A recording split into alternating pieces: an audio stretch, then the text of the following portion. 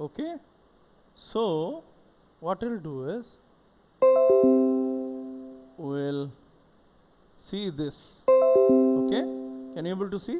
So this is the severe acute respiratory syndrome coronavirus 2 isolate of Wuhan.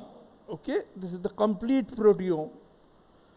So initially it was complete genome and subsequently it has been translated into the complete proteome. Okay, so if we scroll down, we will see that there is a large protein sequence. Can you see? There is a large protein sequence. Okay, so big, so big. Okay, so this is the whole proteome. So we'll make it into a FASTA. It will become very small now. Okay.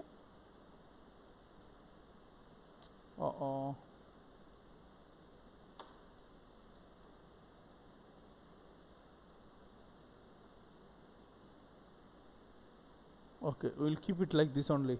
After translation, the data is there with us.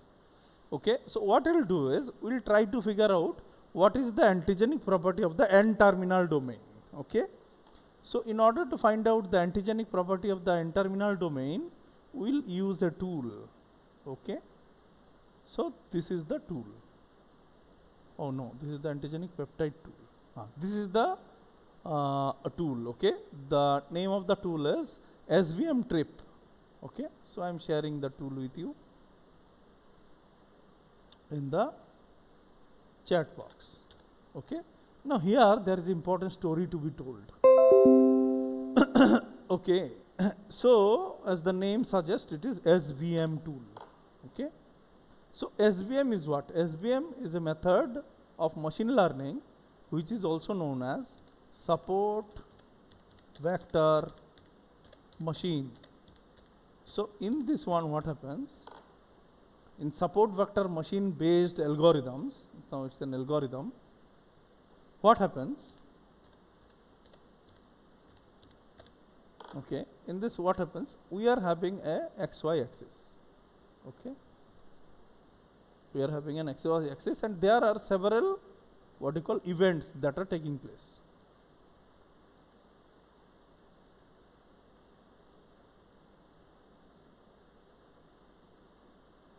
These are some events that are taking place. Smaller or larger, these are events. Okay, so these are all events that are taking place. So we are discussing what? Support vector machine. So what here happens is, as you can see, that these events are having a particular kind of property. On the contrary, these events are also having a kind of what do you call property. Okay, these events are also having a different kind of property. Now what are those? So as you can see here, and this is an outlier. Let us call it an outlier. Okay, now what happens? Based on multiple what you call as probability, this particular algorithm is very efficiently able to cluster between different categories of events which are having very small difference, and it will able to draw a borderline. Okay, or shall I say the support. Okay, so this algorithm based on some previous training set data, so the predictions are based on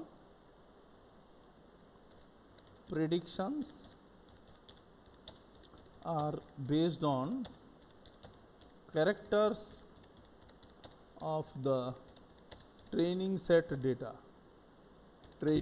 Let us call training data set. So that means you can make this engine or the algorithm learn new things. So what you will say? You will say that if these are the characters of the events, you will categorize them as cluster 1. So this is cluster 1 or cluster A. On the contrary, the other one will be cluster B, and this one will be cluster B. That means it is nothing but a classification algorithm. Okay. And this particular what we call algorithm is very efficient because it can do very random calculations and predictions are somehow better.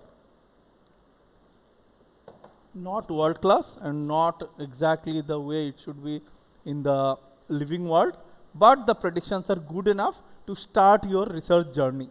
Okay. So now what we'll do is we'll identify these antigens, the ability of the this thing of the antigen to become a antigenic epitope. Okay. So and we can change the length of the epitope as well. So why this change of the length of the epitope is important? Because if you are working on a very small peptide, then you have to use an adjuvant. Okay. So what happens? Adjuvants are proteins which do not have their own antigenicity is not there. Own antigenicity, there is not there. Okay, not there, but they can. Okay, but they can act to enhance antigenicity of other peptides. Okay, other smaller peptides. If these are small, then you have to use a adjuvant. Now it's up to you whether you want to have a full scale prediction or smaller, up to 10 amino acid predictions can also be there. Okay.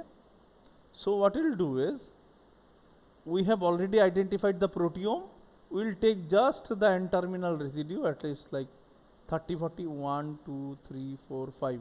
In each there could be like 10, 20, then 30, 45. Okay, so we will take this much.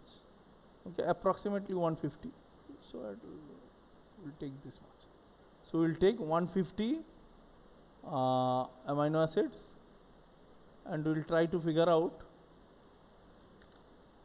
the what we call antigenic domain of the, which is the best antigenic epitope. Okay, out of the whole protein, it will identify me multiple 20 subunits, 20 amino acid subunits which are highly antigenic. So it will give you a scoring possibility also. Scoring means what? It will give 1, 2, 3. The first antigen will be the highest antigenic, then it will be smaller like this. Okay. So what will happen? It is not that it will start from the N-terminal end. It could be somewhere middle here. So here it could be highly antigenic, or here could be antigenic, here could be antigenic, or it can even be here also. Nobody knows. Okay. The highest antigenic domain we have to identify from this prediction. So what it does, it identifies by using a support vector machine. It try to figure out, okay, the average waiting time is too much, 10 to 30. Okay, despite of it, the results are quite good. Okay, we'll try to figure out if there are some other tools. Okay, so this is again a prediction of antigenic peptide. Okay, so it's a Spanish this thing, so we'll reset it.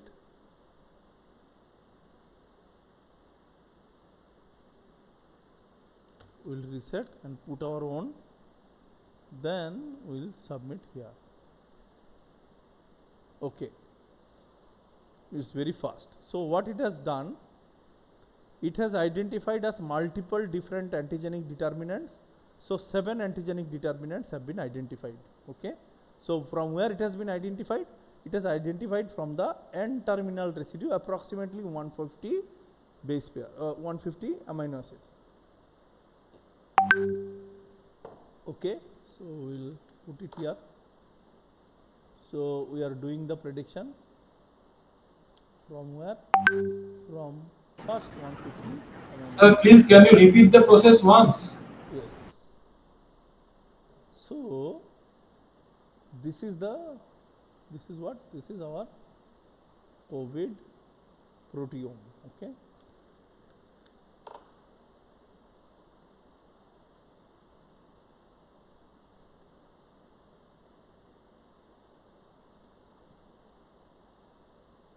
Okay, and then we figured out what?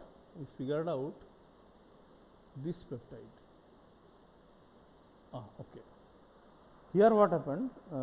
It has the previous one will give you 10, 10, 10 or 20, 20, 20 peptide. Now it has given you a random sequence. Wherever it felt like that it will be a good antigenic property, it has identified such. Okay. So first and foremost, now this is the rank. Rank means what? Rank means the best one is the first and the worst one is the last. Okay. So let us see here. So what happens? The first area TQ VQS. So let us find out where this sequence is there. In the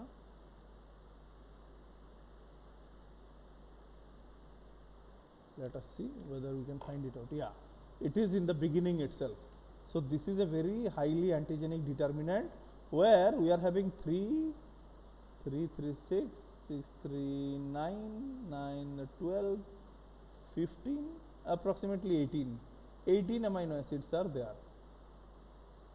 Okay, so 18 amino acids are there in this, what do you call this thing. And this is the whole sequence that we submitted. No, we submitted approximately 210, 20 amino acids we have submitted. Out of that, these are the peaks. Okay, as you can see here, these are the peaks where highest antigenic property is there. Here you see average antigenic propensity. Propensity is nothing but possibility. Okay, and these are the sequence numbers. Okay, so highest antigenic propensity is where here some, then here, and then here. Okay, where the top areas are the antigenic determinants. Okay, start position and end position.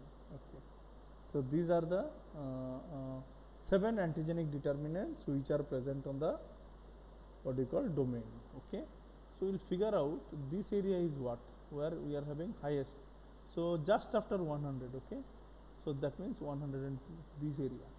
Okay, so this area, this is the highest antigenic area. Okay, by looking at the graph, you have to identify which one is your best choice of antigenic protein. Okay, so here it is touching in the highest level, here also it is touching, and no other place. So we will take this area as the best one. So this area is nothing but this 5th residue, which is starting from 102 and ending at 123. So this is the best, what do you call, sequence. Again we will close it and we will figure out whether this area is there.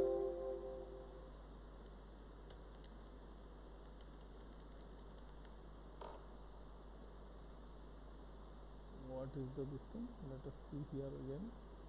No. ETLGVL.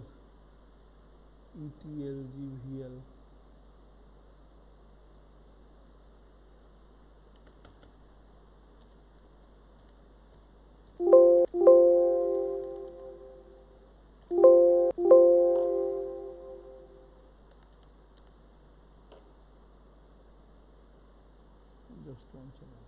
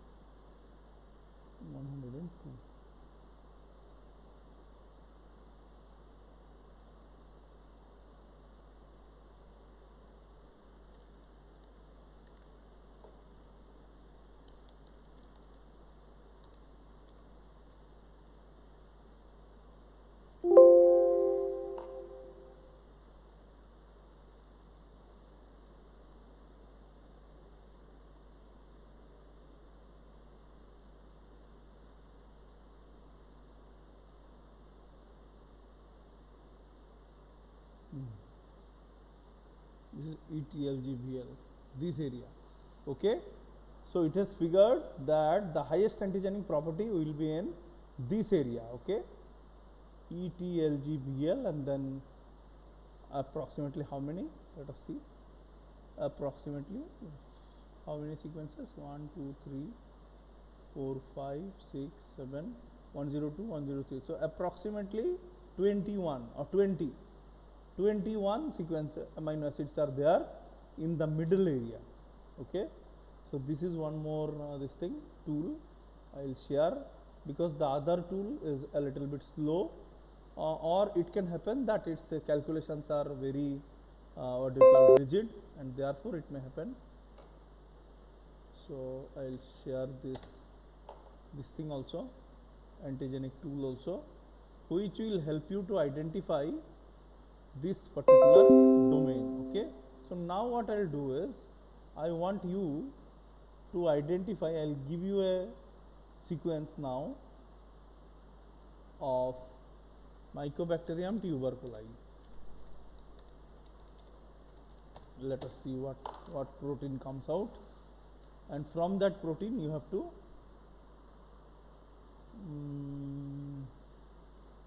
okay, Mycobacterium tuberculei efflux protein.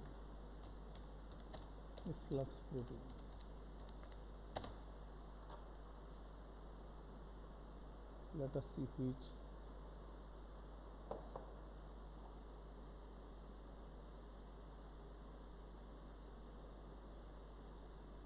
Okay, so we'll send this protein to you. Let us see how can you identify how many peptides are there, or how many antigenic domains are there. Okay, so I'm sharing this protein sequence with you. This is your task. Okay, task on Mycobacterium. Sir, share the website links on WhatsApp group, because the meeting is closed. Can't get it. Paste. Yes. Okay, you copy this and do accordingly. Okay, so this is your task, to use these two tools and to identify solid best antigenic domains on the surface of this particular protein of Mycobacterium tuberculei. Now there is one more task for you. Can anybody tell me a very famous vaccine which has been developed out of Mycobacterium tuberculei? Who can tell me the name of a vaccine which is developed from Mycobacterium tuberculei? This is the famous vaccine which was given to, in my generation, not in your generation, and in our arm there will be a round shaped, what do you call, area, which still now bears the proof that we have been vaccinated against Mycobacterium tuberculei. Can you name the vaccine? Which vaccine is given against Mycobacterium tuberculei? Sir, BCG vaccine. BCG vaccine. Correct. BCG is the one which is given against M. tuberculei. Okay. Okay. Is there any doubt till now?